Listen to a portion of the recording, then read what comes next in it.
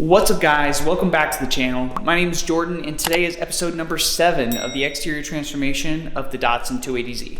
Today we're not going to be doing any work, but we're going to be going to Brock Racing Enterprises BRE to pick up our brand new carbon fiber rear wing. So I'm pretty excited. They have a showroom and I'm sure they have some awesome memorabilia as well as some cool cars there. So if you want to see that, stick around.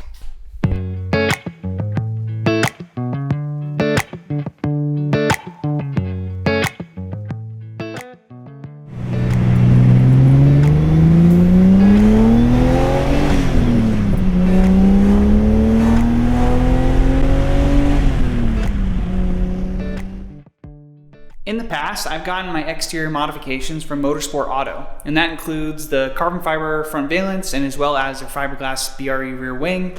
But I found out recently that BRE is local to me here in Las Vegas. So I was totally, blown away by that. So I gave them a call and I said, hey, you know what? If I buy a wing from you guys, can I come do a local pickup at your offices? And they were like, yeah, sure, come on down. We have a showroom, you can check it out.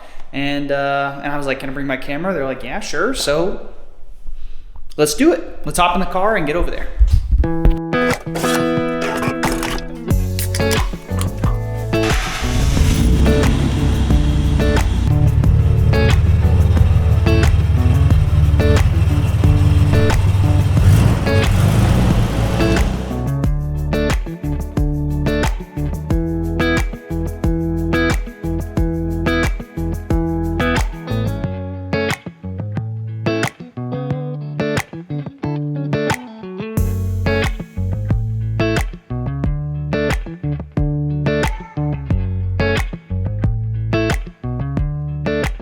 Alright guys, so we are here in the Brock Racing Enterprises warehouse, and they got a bunch of old cars here owned by Mr. Peter Brock, and I've got something really cool. He's going to come down, Mr. Peter Brock himself, and he's going to tell us a little bit about the cars and give us a little bit of a mini interview, I guess you could say. But I just want to preface this by saying that I'm not a professional interviewer, so hopefully we get some good clips and it doesn't come across as super, out of order or whatever. But anyway, enjoy.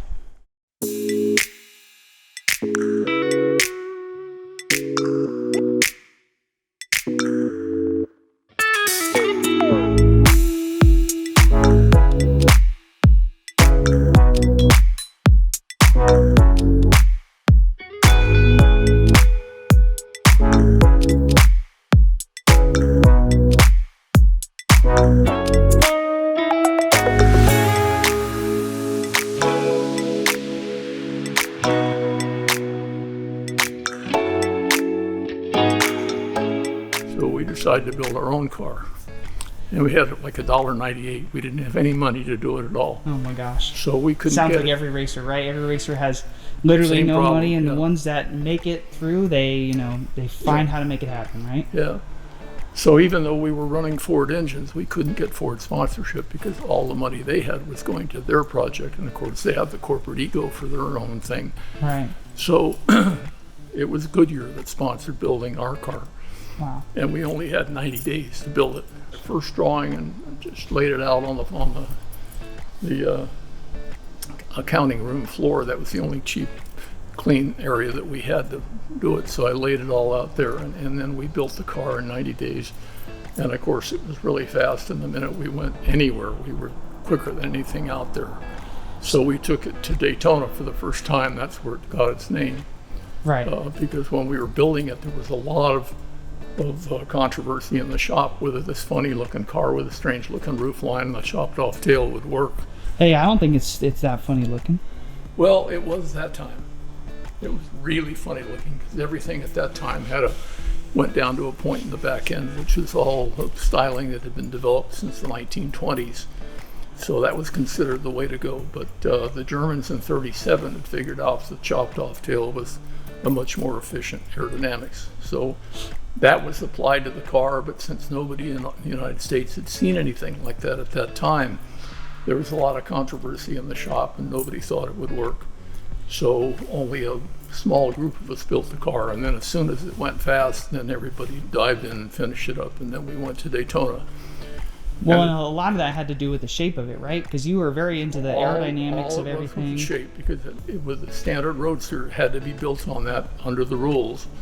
You couldn't do a new chassis. You could do a chassis or you could do a new body, but you couldn't do both. Oh, okay. So we took a standard chassis, put the new body on it, and it went from 160 mile an hour to 190, 195. Man, isn't that crazy? So just the body alone. Because you guys already had an advantage with your power plant, right? You guys already had discovered that it was a little bit faster than someone else, right? Well, we'd made it that way, and of course, nobody in Europe had any idea that you could take a production motor and hot rod it in California the way we did. Right. And so they kind of poo-pooed that whole thing. Everybody in Europe thought we were, out to lunch, so they'd never seen any California hot rod guys come over there. If they had allowed Lance Reventlow to go over in '57, he would have smoked him. But they didn't work out to be able to run over there. He decided to run Formula One instead of a sports car. And by then they'd already switched to rear engines, and he was out to lunch. But if he'd gone over there with a Scarab, he would have beat everybody. Well, how come you didn't go to open wheel, or how come you decided to stay with the sports cars versus something else? Well, you got to understand that Shelby was not a design guy. He was a big picture guy that took somebody else's car and hot rodded it with a crew of people. Right. And he was not interested in going Formula One. He was a sports car racer. He'd always been that, and he'd gone to Europe and raced at Le Mans there. And he had, at one time, had thought he wanted to race for Ferrari, and Ferrari blew him off. And so he wanted to go back and beat Ferrari. So there was a lot of interest in going back to Europe and that. And none of our guys in the shop wanted to do it. They all wanted to go to Indianapolis. Oh, well, it's close by, too. At that time, that was the big deal to do. So there wasn't much interest in doing that till we had the car and we went down to Daytona, and then everybody saw that we could compete with the Europeans. Right. So then there was a lot of interest in that. Oh, yeah.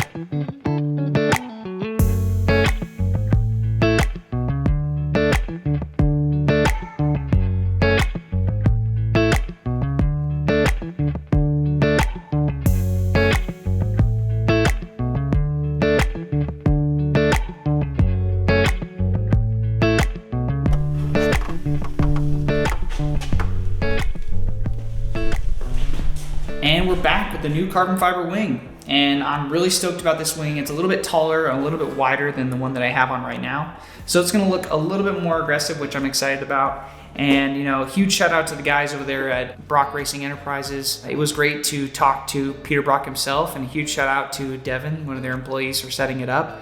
And I hope you guys enjoyed the content with him and seeing his cars and hearing a little bit about his racing history with his racing company. And I'm not the best interviewer by any means. It's kind of difficult to film myself and film somebody else and talk and get the car in there.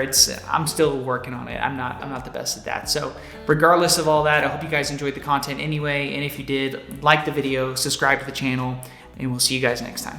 Thanks.